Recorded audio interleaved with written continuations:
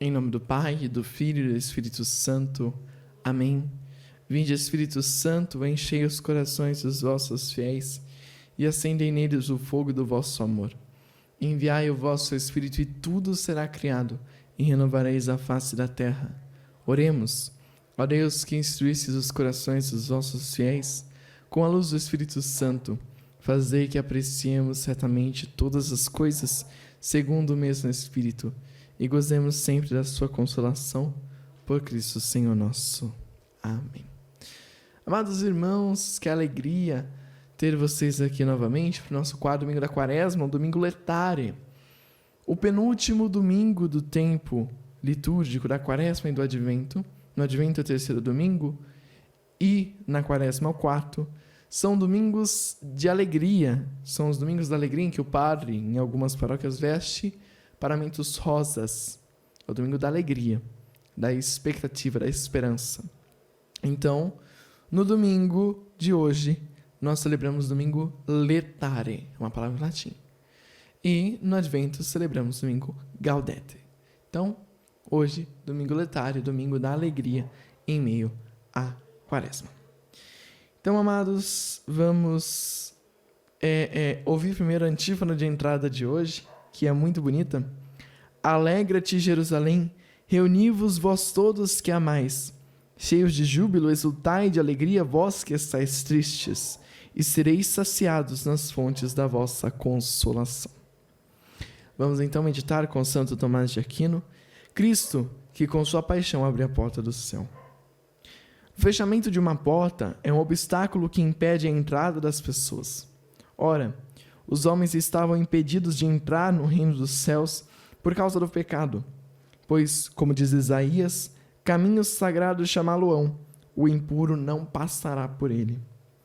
E há dois pecados que impedem a entrada do reino dos céus. Um é o pecado de nosso primeiro pai, pecado comum a toda a natureza humana, e que fechava ao homem a entrada do reino celeste. Por isso, se lê no livro do Gênesis que depois do pecado do primeiro homem, Deus postou os querubins com uma espada de fogo e versátil para guardar o caminho da árvore da vida.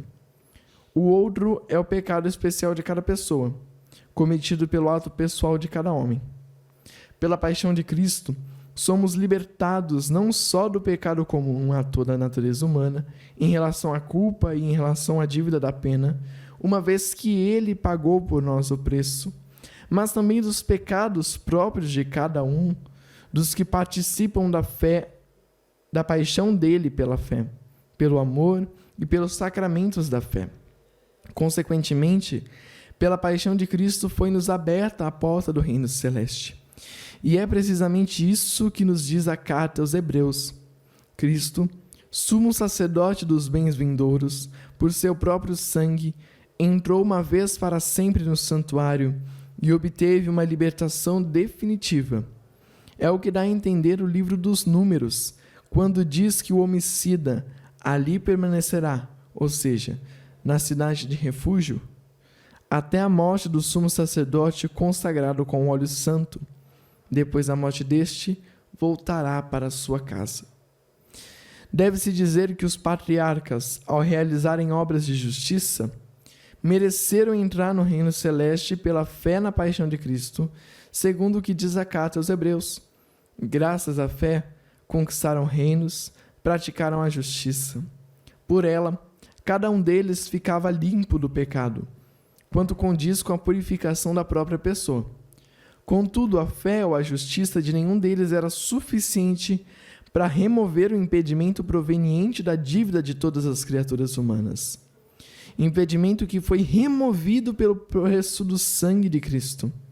Por isso, antes da paixão de Cristo, ninguém pudera entrar no reino celeste, ou seja, conseguir a eterna bem-aventurança que consiste no pleno gozo de Deus.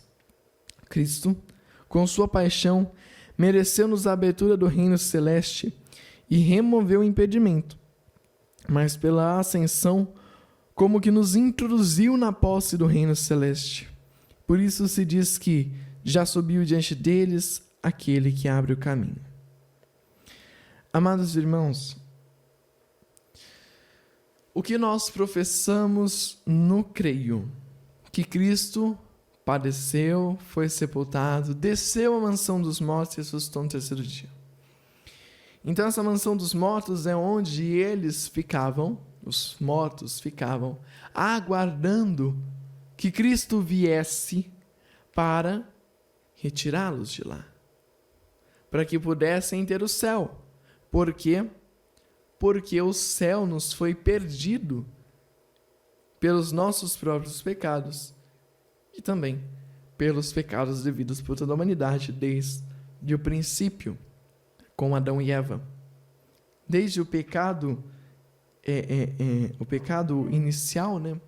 Desde o nosso pecado primeiro, nós perdemos a graça do céu. Os portões do céu foram fechados para nós. Mas Cristo, com a sua cruz, com a sua ascensão, com a sua ressurreição, com todo esse seu mistério, ele abre com o seu sacrifício para nós de novamente a porta do céu. Pelo batismo, nós fazemos parte da igreja militante, para que possamos participar um dia da igreja triunfante. Nós temos a igreja triunfante, que são aqueles que estão no céu, a igreja militante, que somos nós, e a igreja padecente, que são aqueles que estão no purgatório, aguardando pagarem suas últimas dívidas. Por quê? Por que alguém vai para o purgatório? O purgatório não é lugar de propriamente apagar pecados. Mas não é uma pessoa comete um pecado mortal, vou para o purgatório. Não.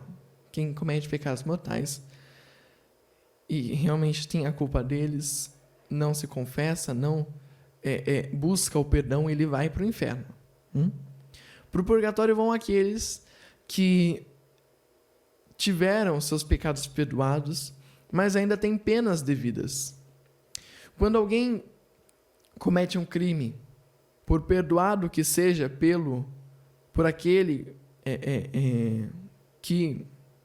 com o qual foi cometido o crime, vamos supor, uma pessoa matou outra. Mesmo que a família perdoe, ele ainda tem que ficar preso para cumprir a pena.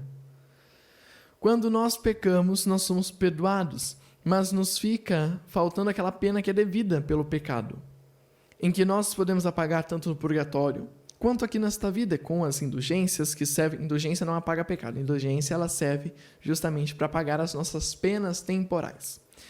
Pelos nossos pecados são devidas penas temporais. O purgatório também ele apaga pecados veniais, certo?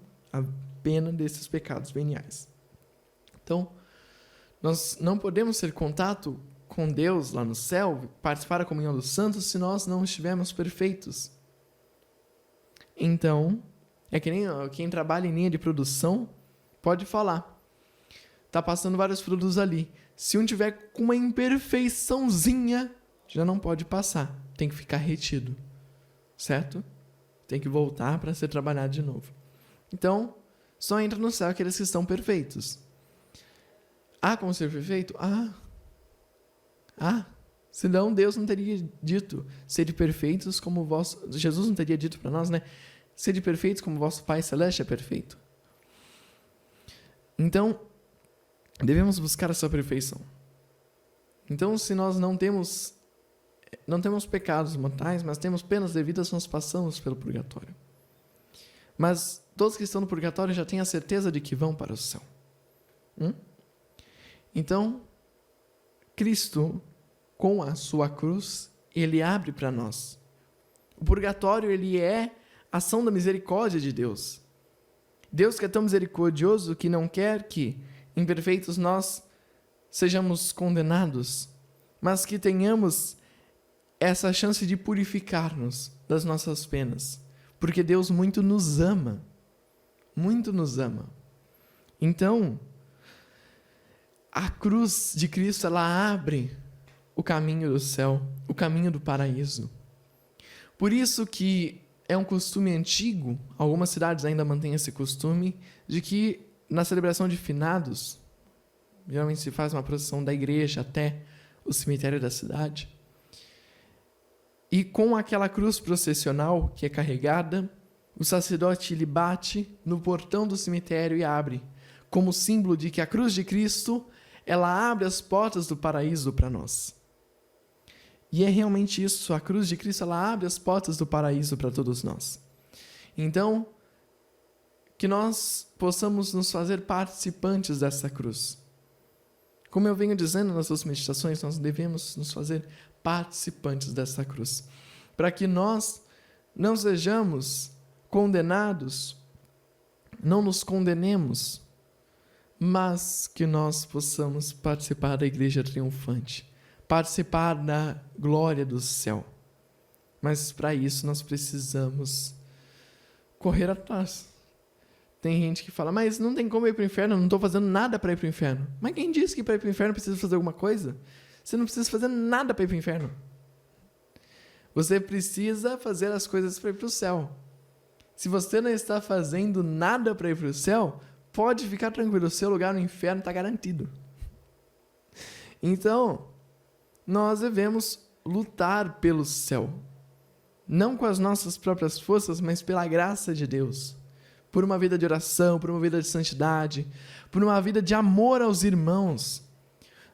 Como eu dizia na última meditação, Jesus, ele deixou esse mandamento: amai-vos uns aos outros como eu vos amei. Então, o que nós devemos é amar os nossos irmãos, nos entregar por eles, sofrer por eles se for necessário, por amor ao irmão, porque quanto mais se ama a Deus, mais se ama aos irmãos, quanto mais se ama os irmãos, mais se ama a Deus. Então, precisamos nos entregar, nos doar realmente, amar realmente a Deus, amar realmente o irmão, e que possamos, através desses sacrifícios nessa vida, a partir dessas nossas doações nessa vida, possamos participar da glória do céu que nos foi dada pela cruz de Cristo. Pai nosso que estais nos céus, santificado seja o vosso nome. Venha a nós o vosso reino, seja feita a vossa vontade, assim na terra como no céu. O pão nosso de cada dia nos dai hoje, perdoai-nos as nossas ofensas, assim como nós perdoamos a quem nos tem ofendido. E não nos deixeis cair em tentação, mas livrai-nos do mal. Amém. Que a Virgem Maria nos ajude a não perdermos a graça do céu, mas de lutarmos por ela, lutarmos pelo céu todos os dias. A graça nos foi concedida, mas nós precisamos ir atrás de Cristo, buscar os sacramentos, buscar uma vida de santidade. Salve a Rainha, Mãe de misericórdia, vida, doçura e esperança nossa, salve. A vós bradamos, degredados filhos de Eva, a vós suspiramos, gemendo e chorando neste vale de lágrimas. Eia, pois, advogada nossa, esses vossos olhos misericordiosos a nós volvei. E depois deste desterro mostrai-nos Jesus, bendito o fruto do vosso ventre. Ó clemente, ó piedosa, ó doce sempre Virgem Maria, rogai por nós, Santa Mãe de Deus, para que sejamos dignos das promessas de Cristo. Amém. Oremos. Ó Deus, que por vossa palavra realizais de modo admirável a reconciliação do gênero humano, concedei ao povo cristão correr ao encontro das festas que se aproximam, cheio de fervor e exultando de fé, por nosso Senhor Jesus Cristo, vosso Filho, que é Deus, e convosco vive e reina na unidade do Espírito Santo, por todos os séculos dos séculos. Amém. O Senhor nos abençoe, nos livre de todo mal e nos conduz à vida eterna. Amém. Louvado seja o nosso Senhor Jesus Cristo e sua Mãe Maria Santíssima, para sempre sejam louvados. Louvor a Deus. Salve Maria! Te espero no próximo domingo, último domingo da Quaresma, para que nós meditemos juntos. E depois nos preparemos bem para vivermos a Semana Santa.